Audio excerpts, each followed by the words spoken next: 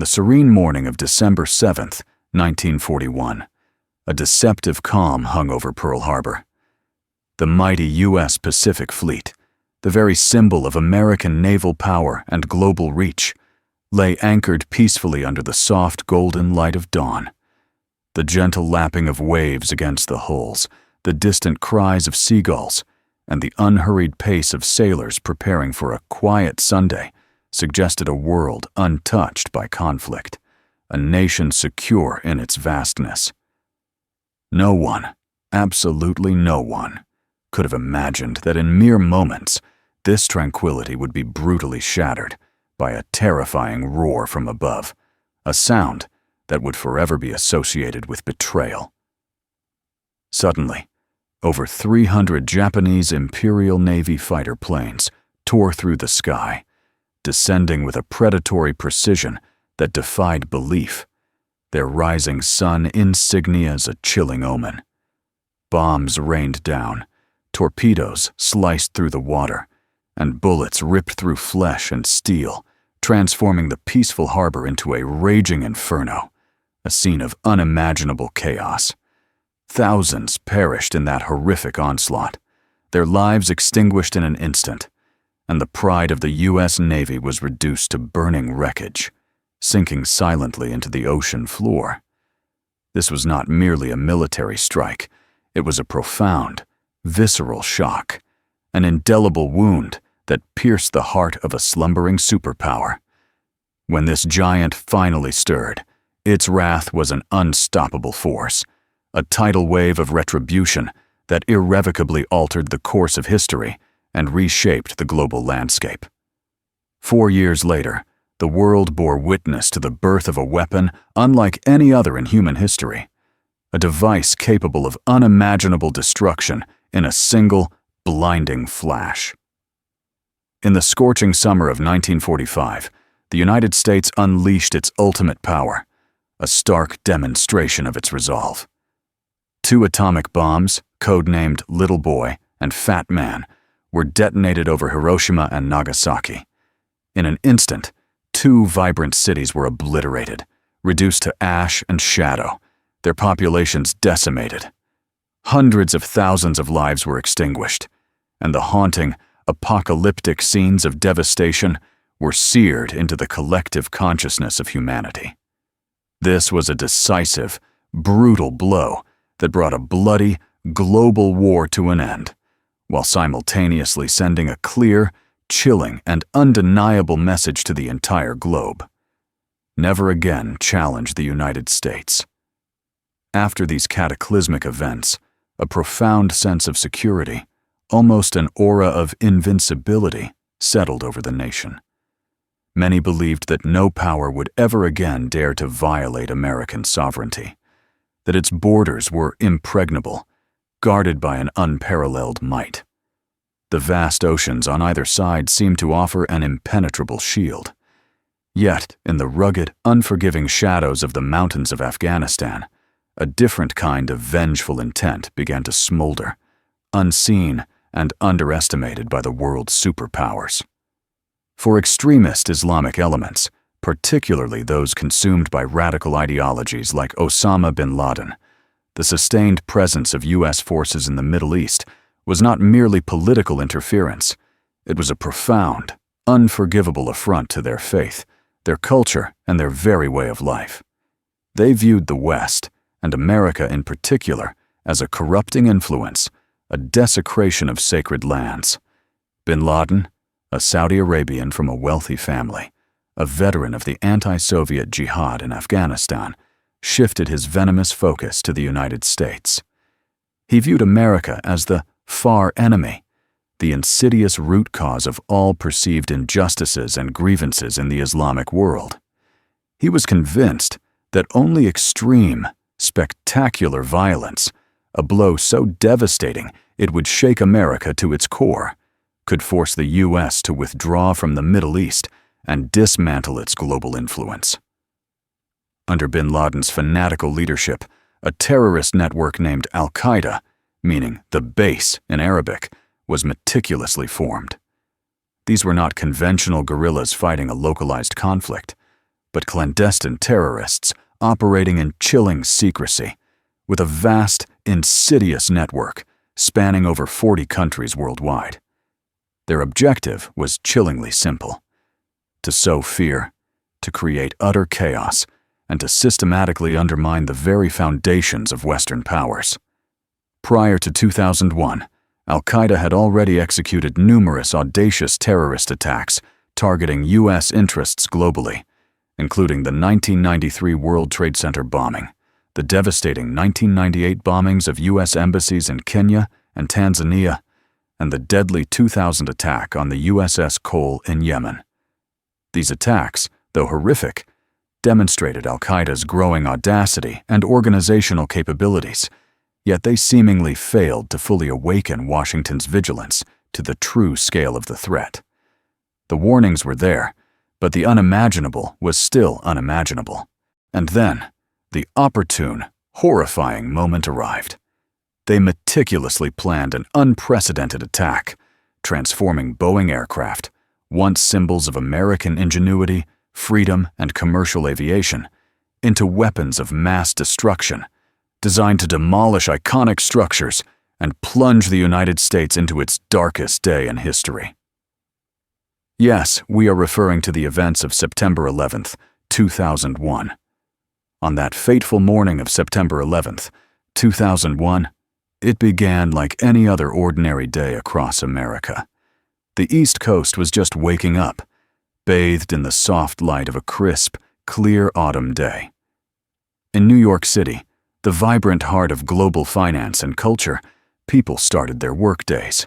The subway cars rumbled, coffee carts lined the sidewalks, and the iconic twin towers of the World Trade Center, proud sentinels of the skyline, stretched majestically towards an impossibly blue sky. A palpable sense of security, of invincibility, permeated the air. For many, it was a day of routine, of plans, of dreams. No one, absolutely no one, could have imagined that in just a few short hours, this peaceful, bustling scene would transform into a chaotic, ash-choked nightmare of rubble, smoke, and unimaginable loss. At Logan Airport in Boston, American Airlines Flight 11, a Boeing 767-200, was preparing for takeoff to Los Angeles. This was a routine transcontinental flight, a symbol of modern travel, typically carrying a full complement of passengers and crew. In the cockpit, Captain John Ogonowski, a highly experienced 50-year-old pilot with tens of thousands of flight hours, and First Officer Thomas Mayers, 42, a former Navy pilot, went through their routine pre-flight checks. They chatted casually, reviewed technical parameters, and prepared for a long journey across the country. They had no idea that among the 81 passengers were 5 terrorists, cold, determined, and utterly ruthless, poised to unleash one of the most horrific tragedies in American history. These were Mohammed Atta, Abdulaziz al-Omari, Walid al-Shehri, Wael al-Shehri, and Satam al-Sukami. Astonishingly, they had cleared security checkpoints, carrying box cutters cleverly disguised as harmless tools, a chilling testament to the vulnerabilities that would soon be exposed. At 7:59 a.m., the Boeing 767-200 lifted off from runway 4R, ascending gracefully into the clear blue sky. The flight initially proceeded normally, a testament to the seamless efficiency of air travel. But then, at 8:13 a.m., a mere 14 minutes after takeoff, as the aircraft flew over central Massachusetts at an altitude of 26,000 feet, the pilots received instructions from Boston Air Traffic Control. It was at this precise moment that ringleader Mohammed Atta signaled his accomplices. They used their box cutters to brutally threaten flight attendants and violently stormed the cockpit. A desperate, terrifying struggle ensued, a fight for control and for life itself.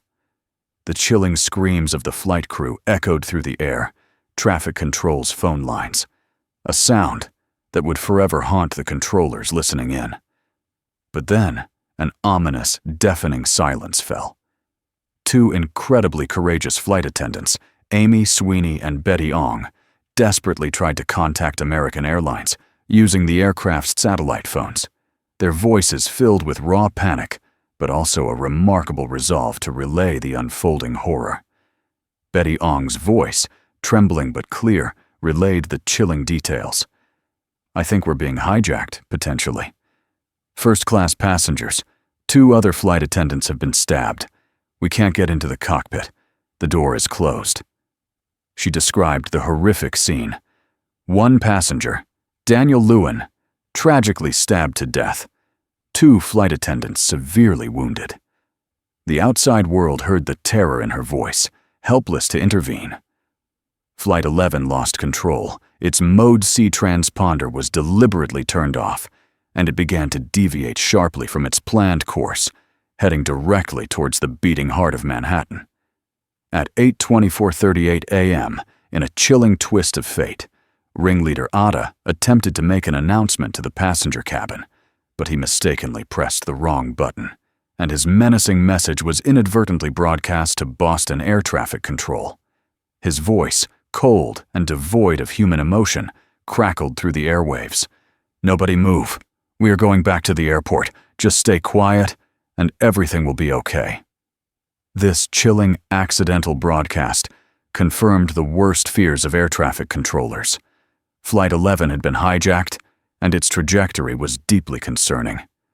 As the colossal aircraft hurtled towards Manhattan, a city just beginning its day, one can only imagine the utter despair and terror of the people on that doomed flight. Did they have time to think of their families, of unfinished deeds, of final goodbyes? What were their last thoughts as they saw the iconic skyline approaching? And then, at 8:46 a.m., a thunderous, earth-shattering explosion, a sound that would forever be etched into the memory of a nation, ripped through the tranquility of New York. The massive Boeing slammed directly into the North Tower of the World Trade Center, between the 93rd and 99th floors, turning the iconic skyscraper into a colossal inferno, a beacon of terror. Hundreds died instantly, including everyone on board, and many others in its path within the building. The fuel tanks, containing approximately 10,000 gallons of jet fuel, immediately ignited, causing the building to burn with unimaginable ferocity, temperatures soaring to over 1,000 degrees Fahrenheit. Nearly 1,000 survivors were trapped inside, facing an agonizing choice between the flames and the fall, while hundreds from the 91st and 92nd floors, unable to endure the intense heat and choking smoke, chose to jump to their deaths, a horrific sight witnessed by millions below, forever scarring their memories. As the world reeled in shock, its gaze fixed on the North Tower engulfed in flames and billowing black smoke, an eerie silence briefly fell, quickly replaced by sirens and screams. But another tragedy was already unfolding in the sky, largely unseen by most, a second act of terror. United Airlines Flight 175, also en route to California, became the second target. This flight carried 56 passengers and 9 crew members, having departed from Boston at 8:14 a.m. Around 8:43 a.m., the pilots of Flight 175 had contacted air traffic control to report unusual sounds from Flight 11, and they had sighted the other aircraft at 29,000 feet, a chilling proximity. But immediately after, the terrorists on Flight 175 made their move. The ringleader, Marwan al-Shehi, a well-trained pilot, along with his accomplices, stormed the cockpit, overpowering the pilots and seizing control. Inside the cabin, raw, primal panic escalated. Passengers and flight attendants, in a desperate race against time, tried to contact their loved ones by phone, their voices filled with fear, disbelief, and final farewells. At 8:52 a.m., a male passenger named Peter Hansen called his father, his voice filled with desperation, breaking with emotion. "It's getting bad, Dad. A stewardess was stabbed. They've got knives and mace. Everybody's scared. The plane is making jerky movements. I don't think they're going to crash it. I think they're going to try to take it into a building in Chicago or something." He had no idea that his wife, Sue, and their 2-year-old daughter, Christine, were also on board, becoming the youngest victim of this flight. A heartbreaking detail. His final words, "Don't worry, Dad. If it happens, it will be very fast," became one of the most heartbreaking farewells of that day. A poignant, futile attempt at reassurance that would forever haunt his family. The plane continuously accelerated and rapidly lost altitude, narrowly avoiding a mid-air collision with another Delta Airlines flight, a near miss that could have added another layer of horror. And precisely at 9:03 a.m., at a terrifying speed of approximately 497 miles per hour, the Boeing 767 slammed directly into the South Tower, piercing it between the 77th and 85th floors. This second impact, caught live on television, sent a collective gasp of horror across the nation and the world. A massive, fiery explosion erupted, sending columns of black smoke billowing into the already darkened sky, creating a ghastly, twin plume over Manhattan. The successive, unthinkable impacts of the two planes into the iconic Twin Towers of the World Trade Center complex led to the eventual, catastrophic collapse of all 7 towers in the area, creating an unprecedented scene of chaos, horror, and disbelief that would forever alter the New York skyline and the American psyche, leaving a gaping wound in the heart of the city. The entire United States was now fully awake to the terrible, undeniable truth. President George W. Bush, who was visiting an elementary school in Florida, received news of the second attack. His face visibly changed, a grim realization dawning as he understood this was no accident, but a deliberate, coordinated act of war. Later, from the Pentagon, his voice resolute, he addressed the nation on television. "We're facing a national tragedy. 2 airplanes have crashed into the World Trade Center in an apparent terrorist attack on our country." The words resonated across a stunned nation, slowly grasping the magnitude of the assault. While the world's attention was fixed on the unfolding catastrophe in New York, another sinister attack was launched on the nation's capital, Washington, D.C., a city synonymous with power and democracy. American Airlines Flight 77, a Boeing 757-200, had just taken off at 8:20 a.m. from Washington Dulles International Airport in Northern Virginia, bound for Los Angeles.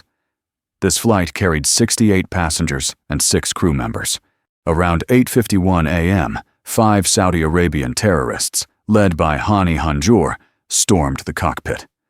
Hanjour held a commercial pilot's certificate from the FAA, issued in April 1999, a chilling detail that underscored the meticulous, professional preparation of the hijackers, who were not just fanatics, but trained operatives.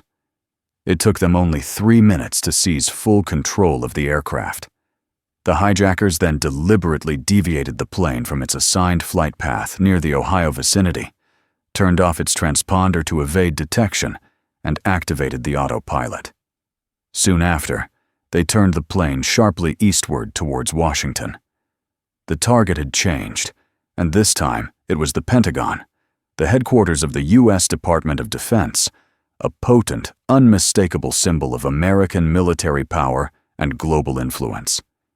Between approximately 9:17 a.m. and 9:22 a.m., Hanjour attempted to make an announcement over the cabin's public address system, informing those on board that the plane had been hijacked and instructing passengers not to resist, assuring them that everyone would be safely landed once a ransom was secured. This was a lie, a cruel deception designed to keep the passengers compliant in their final moments. At 9:29 a.m., he disengaged the autopilot and began to manually control the aircraft. The plane moved at a terrifying speed of approximately 528 miles per hour and rapidly descended, executing complex maneuvers that astonished seasoned pilots, later reviewing the flight path, demonstrating Hanjour's chilling proficiency. At 9:37 a.m., when it was only about 0.5 miles from its target, the Boeing 757 executed a dramatic 330-degree clockwise spiral, descending to an altitude of just 2,200 feet. The hijacker then throttled up to full power and slammed directly into the western side of the Pentagon. All 64 people on board the flight died instantly. An additional 125 individuals working inside the Department of Defense building were killed or injured. This attack not only caused immense physical damage to one of the most secure buildings in the world, but also dealt a severe psychological blow to the perception of invulnerability of U.S. government institutions, shaking the very foundations of national security. Following the Pentagon attack, the entire airspace over the United States was declared a no-fly zone, an unprecedented move in American history, grounding every commercial and private flight. Yet, at that very moment, one aircraft remained in the sky, seemingly defying orders, its fate hanging precariously in the balance, a beacon of defiance. This was the Boeing 757-200 operating as United Airlines Flight 93, the fourth and final flight in the terrorists' devastating plot. Due to airport congestion, this flight was only cleared for takeoff at 8:42 a.m. from Newark International Airport in New Jersey, bound for San Francisco International Airport in California. Many have since speculated, with a heavy heart, that if the flight had been delayed just a few more minutes, perhaps the heroic, yet tragic story that followed would not have unfolded as it did, and the passengers might have learned of the attacks before takeoff. The plane carried 37 passengers, among whom were 4 terrorists led by Zayed Jarrah. The flight was operated by 4 dedicated crew members, Captain Jason and First Officer Leroy Homer.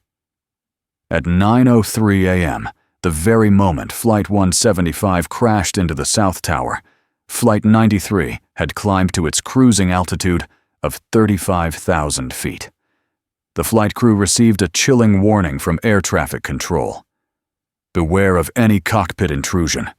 2 aircraft have hit the World Trade Center. Yet, at this point, the captain was unaware of the terrorists' presence on his own flight, hidden among the passengers, waiting for their moment. It wasn't until 9:28 a.m. that they stormed the cockpit and brutally overpowered the pilots. A desperate struggle ensued, a fight for control and for life itself, audible to air traffic controllers on the ground. Air traffic control, communicating with the flight, heard desperate screams from the first officer's cockpit. "Mayday! Mayday! Get out of here! Get out of here!" Receiving this urgent distress signal from the flight, the coordinator overseeing West Coast flights immediately notified the Herndon Command Center of the Federal Aviation Administration, FAA, in Virginia. First Officer Homer was pushed into the passenger cabin. In the cabin, the remaining 2 hijackers herded and concentrated all passengers into the rear section of the aircraft to minimize interference from them, believing they had full control. At 9:31 a.m., Jarrah activated the intercom to make a false announcement to the passengers. "Ladies and gentlemen, this is the captain speaking. Please remain seated. We have a bomb on board." In another twist of fate, the ringleader accidentally pressed the wrong switch, and what he said was transmitted to air traffic control on the ground, confirming the hijacking and revealing his deception. At 9:39 a.m., 2 minutes after Flight 77 impacted the Pentagon, Jarrah continued to announce that the plane would be returning to the airport. However, his sinister plan was eventually discovered. News of the attacks on the World Trade Center had spread among the flight attendants and passengers through frantic phone calls to loved ones on the ground. They realized they were not merely being hijacked for ransom, they were about to die, and their plane was destined to become a weapon, likely aimed at a national landmark, perhaps the Capitol building. A total of over 37 calls were made from the plane, a testament to their courage and desperation. their final goodbyes echoing across phone lines. A silent, yet powerful vote took place among the passengers, a moment of collective resolve in the face of certain death. The group, including flight attendants and passengers, unanimously agreed that they must regain control of the plane to prevent the hijackers from achieving their ultimate, devastating goal. At 9:52 a.m., a rallying cry, born of courage and defiance, echoed through the cabin. "Are you ready? Okay, let's roll." These words, spoken by passenger Todd Beamer, became a symbol of American resolve, a call to action against impossible odds. They used food carts, fire extinguishers, and anything they could find as makeshift weapons, launching a desperate, heroic attack on the hijackers. A fierce, chaotic struggle erupted in the confined space of the aircraft, a battle for the soul of the plane, a testament to the human spirit's refusal to yield. Sensing the situation was deteriorating rapidly, Jara began to violently maneuver the plane in response, pitching and rolling it wildly in the sky as he desperately tried to steer it towards Washington, D.C., causing the plane to become uncontrollable. It plunged at a terrifying speed of approximately 563 miles per hour. At 10:01 a.m., learning that his two accomplices had been killed, Jara was heard muttering prayers. He made the grim, final decision to crash the plane. At 10:02:17 a.m., it appeared the counterattack group had breached the cockpit, their heroic efforts reaching their climax. At 10:02:33 a.m., the hijacker shrieked in Arabic, "Hey, give it to me! Give it to me!" Finally, he pushed the control yoke, sending the plane crashing into an empty field in Shanksville, Pennsylvania at 10:03:06 a.m. All 44 people on board perished. The aerial attacks on the United States on September 11th resulted in 2,996 deaths and over 6,000 injured, leaving an indelible scar on the nation, a day that would forever be known as September 11th. It was only later that it was confirmed that the U.S. Capitol building in Washington, D.C., the very seat of American democracy, was the intended target of the hijackers on Flight 93. Had it not been for the extraordinary, selfless sacrifice of those passengers who chose to fight back rather than surrender, the death toll and casualties on that day might have been far greater, and a national landmark might have been destroyed. Their actions became a powerful, enduring symbol of bravery, resilience, and an unwavering spirit in the face of unimaginable evil. Their legacy lives on, a testament to ordinary people performing extraordinary acts of heroism, forever enshrined in the annals of American history. Following that horrific tragedy, both the United States and the world underwent profound, irreversible changes. Aviation security regulations were tightened to an unprecedented degree, transforming the experience of air travel from a casual affair to a highly scrutinized process. From mandatory shoe removal and restrictions on liquids, to enhanced screening technologies and increased security personnel at airports and on flights, every aspect of air travel was reevaluated and reinforced, fundamentally altering how we fly. Legislation was also swiftly enacted, most notably the Patriot Act, designed to strengthen the government's ability to monitor and prevent terrorist threats. However, these changes also sparked significant, ongoing debates regarding privacy rights and civil liberties, as the nation grappled with balancing security with freedom, a tension that continues to this day. The 9/11 attacks also fundamentally reshaped U.S. foreign policy, ushering in a new era of global engagement and intervention. President George W. Bush declared a global war on terror, a far-reaching campaign that led to the invasion of Afghanistan to overthrow the Taliban regime and hunt down Osama bin Laden, who was believed to be the mastermind behind the attacks.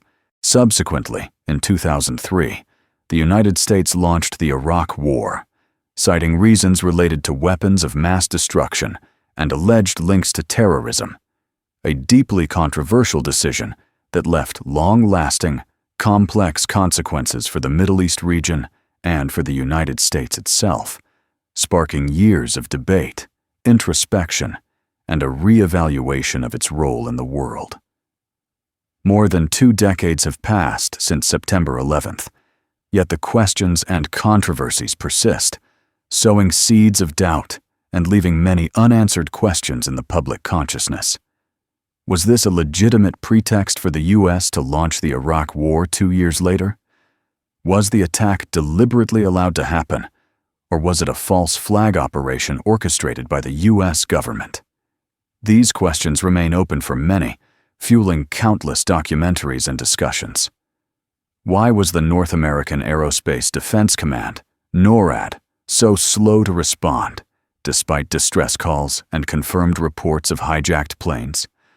Why were fighter jets not scrambled in time to intercept the hijacked flights, a perceived failure that has haunted many? Secondly, was the hole in the Pentagon's walls truly too small to have been caused by a Boeing 757? Some conspiracy theorists suggest it might have been a missile or another type of weapon, rather than an aircraft, pointing to the seemingly precise impact and lack of large debris. Thirdly, investigations revealed that a significant number of put options on the stocks of United Airlines and American Airlines, which profit from a decline in stock prices, were purchased in large quantities just before September 11th. This has led to speculation that insiders might have had foreknowledge of the 9/11 events and placed corresponding bets to profit from the tragedy, raising ethical and legal questions that continue to be debated. However, it is crucial to note that these theories have been strongly refuted by official reports, including the comprehensive 9/11 Commission report and numerous independent technical studies. Investigators have pointed out that NORAD's delays were due to outdated communication systems, a lack of established protocols for domestic hijackings, and the sheer unprecedented confusion of the moment, rather than deliberate inaction or conspiracy. Regarding the hole in the Pentagon, experts have explained that the plane's low-angle, high-speed impact, combined with the building's robust structure, created a unique entry point that might appear smaller than expected from certain angles, and debris analysis confirmed the aircraft's identity. As for the suspicious stock transactions, extensive investigations concluded that while some unusual trades occurred, there was no credible evidence to suggest these trades were made by individuals with insider information related to the attacks themselves, often attributing them to market speculation or unrelated factors. These questions linger, and perhaps there will never be a single, universally accepted answer for everyone, as the human need for understanding can sometimes clash with the complexity of reality. The events of September 11th will forever remain an unhealed scar in history, a stark, painful reminder of the fragility of peace and the devastating brutality of terrorism. It fundamentally altered how we perceive the world, how we travel, and how we protect ourselves as a nation and as individuals. And perhaps for these profound reasons, the story of September 11th continues to compel us to seek the truth, to find meaning in tragedy, and to constantly reflect on the invaluable historical lessons it left behind, ensuring that we never forget the lives lost, the heroes made, and the day America changed forever.